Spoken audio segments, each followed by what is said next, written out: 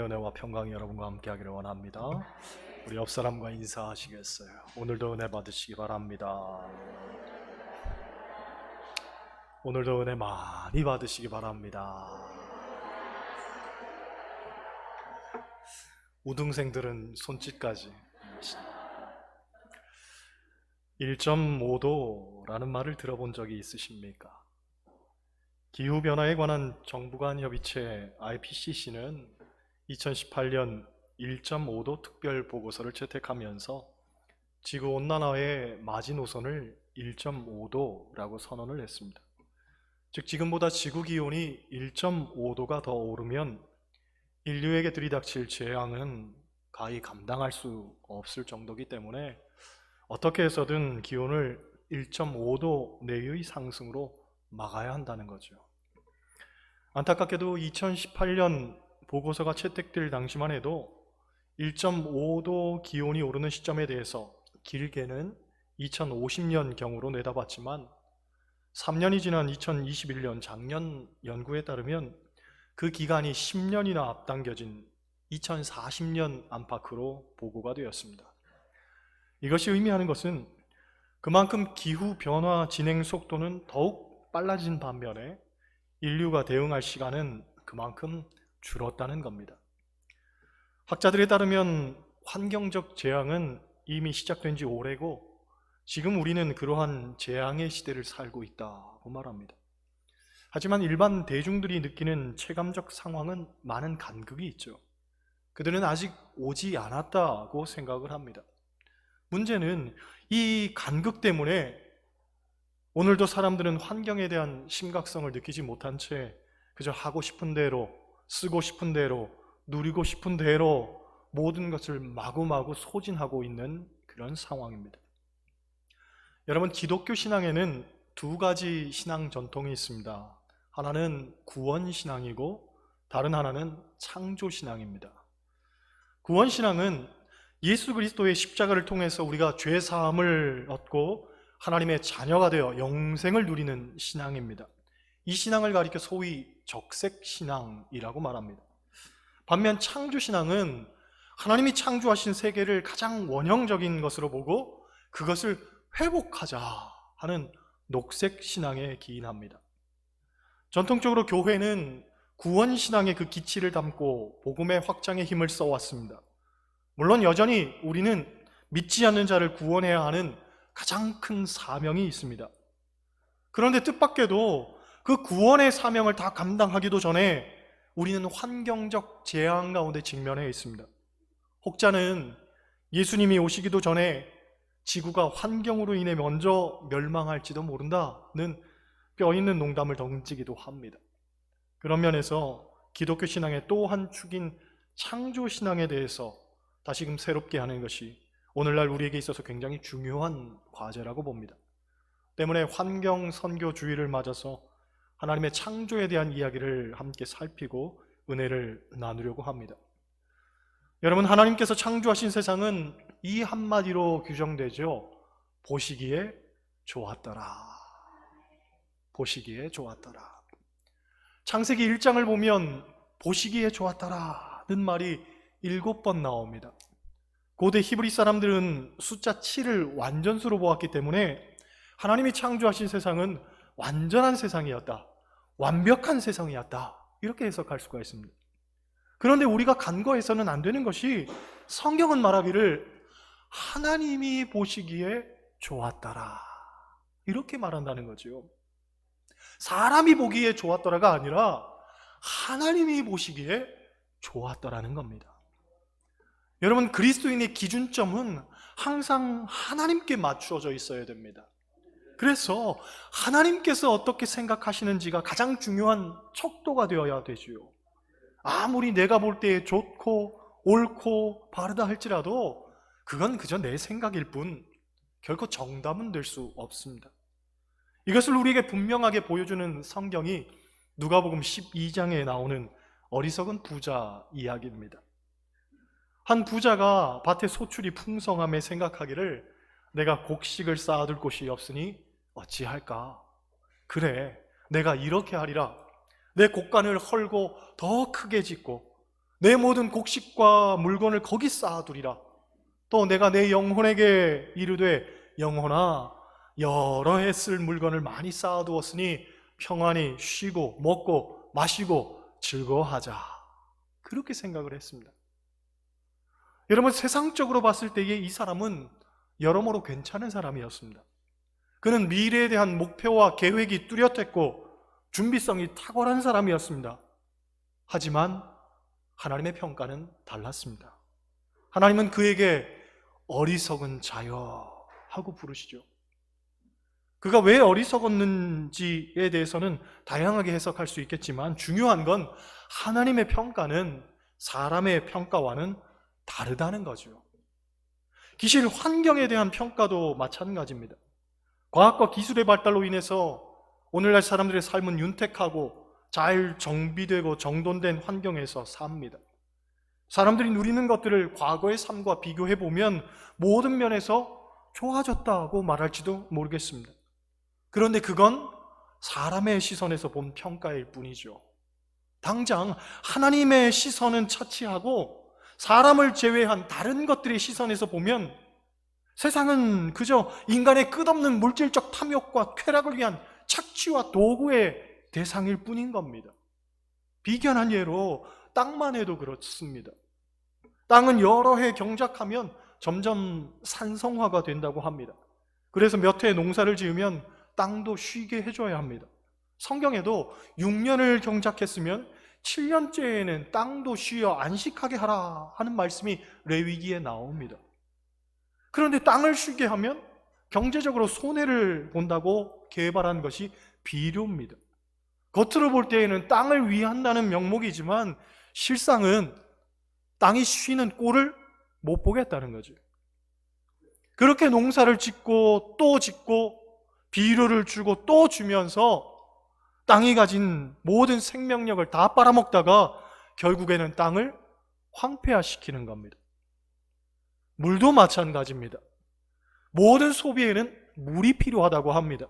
소위 물발자국이라는 것이 있습니다.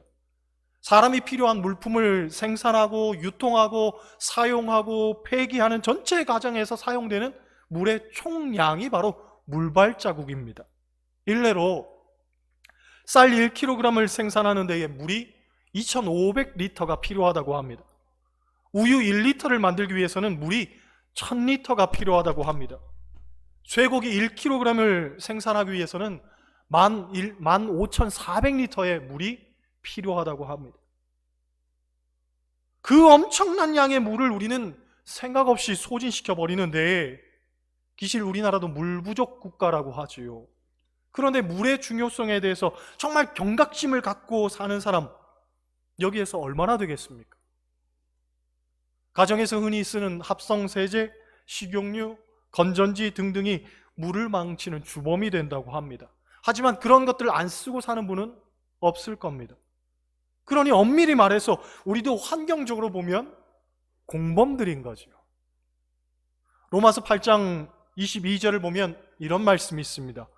피조물들이 다 이제까지 함께 탄식하며 함께 고통을 겪고 있는 것을 우리가 아느니라.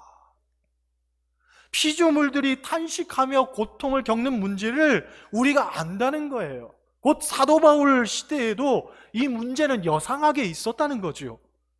그러니 환경 파괴의 문제는 어제 오늘의 문제가 아닌 겁니다. 성경 시대에도 있어 왔고 소급해 올라가면 아담과 하와가 죄를 짓고 난 이후로부터 벌어진 문제라고 할 수 있습니다. 그런데 왜 환경이 이 죄의 문제와 연결이 되느냐? 그것을 우리에게 가르쳐주는 말씀이 오늘 본문입니다. 본문을 보면 세상을 창조하신 하나님께서 사람에게 5가지 명령을 위임하십니다. 그 5가지는 다음과 같이요. 생육하라, 번성하라, 충만하라, 정복하라, 다스리라는 겁니다. 먼저 생육하라는 것. 천주교에서는 이것을 문자 그대로 믿기 때문에 피임을 하지 않도록 합니다. 생육하고 번성하라는 말은 곧 많이 낳으라는 것으로 받아들이는 거죠. 사실 많이 낳아야 됩니다. 그게 애국하는 일입니다. 우리나라 인구가 1억 명이 되면 나라의 자립이 가능해진다고 합니다. 지금은 대외 의존도가 굉장히 높습니다. 거의 모든 것을 수출과 수입에 의존하게 되는데 인구가 1억 명이 되면 나라 안에서 다 소비가 이루어질 수 있기 때문에 대외 의존도를 획기적으로 줄일 수 있다고 합니다.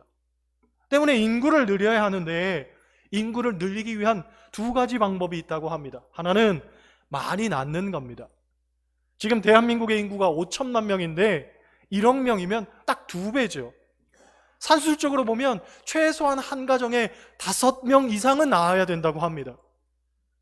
그런데 우리 교회만 해도 우리 부목사님 제외하고 이게 쉬운 일이 아닙니다. 그러니 사실상 이 방법은 불가능하다고 하죠. 때문에 등장한 또 하나의 방법이 있는데 바로 통일입니다. 이것이 애 낳는 것보다는 훨씬 실현 가능성이 높다고 합니다. 하지만 강대국들이 그것을 그냥 두고 보지는 않지요. 우리나라가 힘이 있어지는 것을 좋아하지 않기 때문입니다. 어떤 은퇴하신 목사님이 그런 이야기를 합니다. 오늘날 교인들이 대표 기도하는 걸 보면 북한을 위한 기도, 통일을 위한 기도는 거의 하지 않는다는 겁니다. 예전에는 그래도 북한을 위해서, 통일을 위해서 기도했는데 지금은 교인들이 전혀 그런 기도는 안 한다는 거죠. 비록 북한이 공산주의 체제에서 그들의 의식이 집단화되고 경제적으로 너무 못 살고 또 통일의 과정이 어렵고 힘들긴 하겠지만 그래도 우리나라가 세계 열강들 속에서 살아남고 내일을 영위하기 위해서는 궁극적으로는 통일이 돼야 된다는 겁니다. 그런 거죠. 여러분, 우리가 북한을 위해서 또 통일을 위해서도 기도해야 할 줄 믿습니다. 그런데 사실 통일은 가정에서부터 또 교회에서부터 이루어져야 된다는 말이 있습니다. 즉 가정이 하나 되지 못하고 자꾸 분열되고 교회가 하나 되지 못하고 자꾸 반목하는 것을 꼬집는 말입니다. 그동안 교회는 부흥일변도의 생육 정책을 펼쳐왔다고 해도 과언이 아닙니다. 쉽게 말해서 부흥, 성장하기만 하면 된다는 것이었습니다. 하지만 양적 성장 이면에는 질적 병리 현상이 벌어졌습니다. 덩치만 커졌지 속은 병들어 있더라는 거예요. 그러니 생육하라는 말씀의 이면에는 건강하게 라는 전제가 있다는 걸 비로소 깨달은 겁니다. 곧 건강하게 생육하는 것이 필요하더라는 거죠. 근래에 교계에 등장한 신조어가 교회 생태계입니다. 앞서 말한 녹색신앙의 관점에서 교회를 재해석해 나가면서 하나님이 창조하신 원형을 회복해 나가는 것에 초점을 둔 단어입니다. 교회의 생태계의 핵심은 회복입니다. 회복. 그리고 그 회복의 관점에서 보면 하나님이 말씀하신 생육은 무차별적으로 비대해지는 외적 성장이 아니라 오히려 건강함을 유지하는 데에 있는 거예요. 건강한 교회, 큰 교회가 아니라 건강한 교회. 이게 생태신학적인 관점에서 우리가 지향해야 되는 바라는 거죠. 그런 면에서 번성하라는 것도 마찬가지입니다. 숫자 노름에 익숙한 한국교회 상황에서는 번성이 부흥이고 부흥이 번성이라고 생각했습니다. 하지만 가난한 교인들이 폭발적으로 늘고 교회는 끝도 없이 곤두박질 치는 현실 속에서 교회들마다 비로소 깨닫게 되는 거죠. 번성하라는 것이 단지 사람의 숫자만 늘리는 것이 아니라 참된 그리스도인으로서의 영향력을 의미하는 것이었구나. 그걸 깨닫는단 말이죠. 기실 예수님은 수천 수만의 사람을 제자로 삼을 수도 있었지만 그저 12명의 제자만 키워내셨습니다. 왜? 그것이 참된 번성이기 때문입니다. 한 사람의 변화된 그리스도인이 오히려 변화되지 못한 수천 수만의 그리스도인들보다도 더 세상에 영향력을 끼치며 그들을 하나를 품어낼 수 있기 때문에 건강한 교회를 만드는 것, 참된 그리스도인을 만드는 것, 그것이 진정한 생육이고 번성이라는 거죠. 할렐루야. 또 본문을 보면 정복하라는 말이 있습니다. 정복하라는 건 자기 마음대로 정복하는 건 아닙니다. 하나님의 뜻에 맞게 유용하게 사용하라는 거죠.